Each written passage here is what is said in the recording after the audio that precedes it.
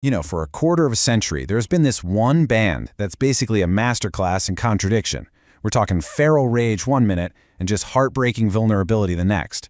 In this explainer, we're going to unpack the incredible 25-year story of The Used. So, this is the band as we see them today. They're seasoned, they're iconic, and they're still pushing boundaries. But to really get how they got here, we got to go all the way back to the beginning. I mean, what a title, right? Kings of the emo scene. But their story, well, it doesn't start in a castle. It starts in the suburbs of Orem, Utah, where they were a lot less like royalty and a lot more like a bunch of misfits with broken hearts and really, really loud amps. Okay, this first chapter, it's really all about how pure chaos can sometimes forge something completely and totally unique. So the core was there. Brandon Steineckert on drums, Quinn Allman on guitar, and Jepha Howard on bass.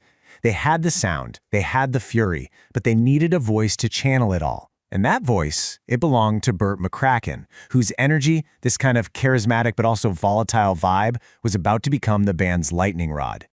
Their dedication to the music was, well, it was absolute, and it came at a huge cost. These guys didn't just pour everything they had into the band, they bled for it. They sacrificed stability, relationships, and a lot of the time their next meal. And look, this wasn't some romantic, starving artist story. This was a fight for survival.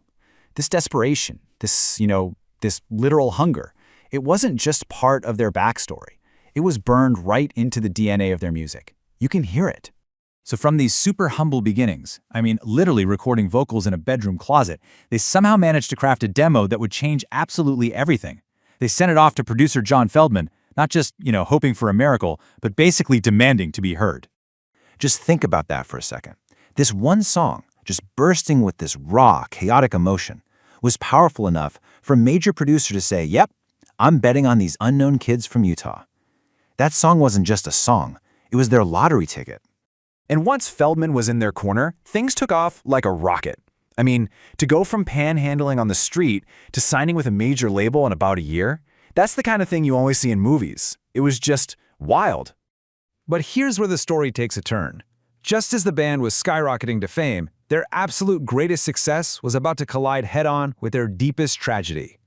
Their self-titled debut didn't just make waves, it was a straight-up tidal wave. It went platinum, it spun off a bunch of hit singles, and suddenly it threw them onto the biggest stages in the world, playing alongside their idols. The Used had officially arrived.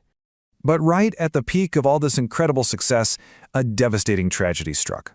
This unimaginable loss would go on to shape everything about the band's next artistic chapter. So the band channeled all of that grief and all of that pain into their second album. They called it In Love and Death, a direct, just heartbreaking reference to what they'd lost. And it became another platinum-selling record, which really proved that their vulnerability was every bit as powerful as their rage. But as we know, success doesn't always guarantee stability. The next chapter for The Used would be one defined by chaos, as internal conflicts and lineup changes really threatened to tear the whole thing apart. So yeah, the mid-2000s kicked off more than a decade of instability. Founding members left, new faces came and went, and each change forced the band to kind of adapt and redefine itself, starting with the exit of their original drummer Brandon Steineckert back in 2006.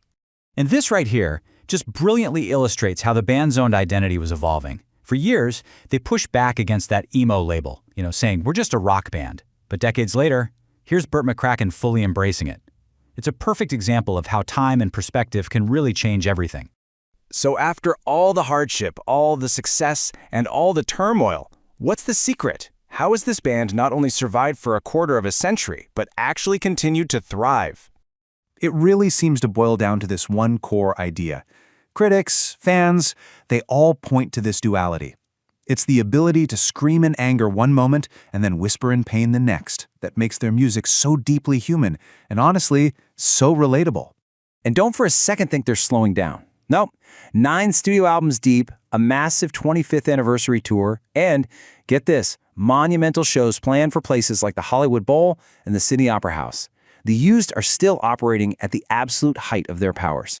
When you look at their whole story, from panhandling for food in Utah to selling out the world's most famous stages, it suggests that maybe, just maybe, The voices that last the longest aren't the prettiest or the most polished. They're the ones that have truly lived through it all and aren't afraid to tell you every last detail.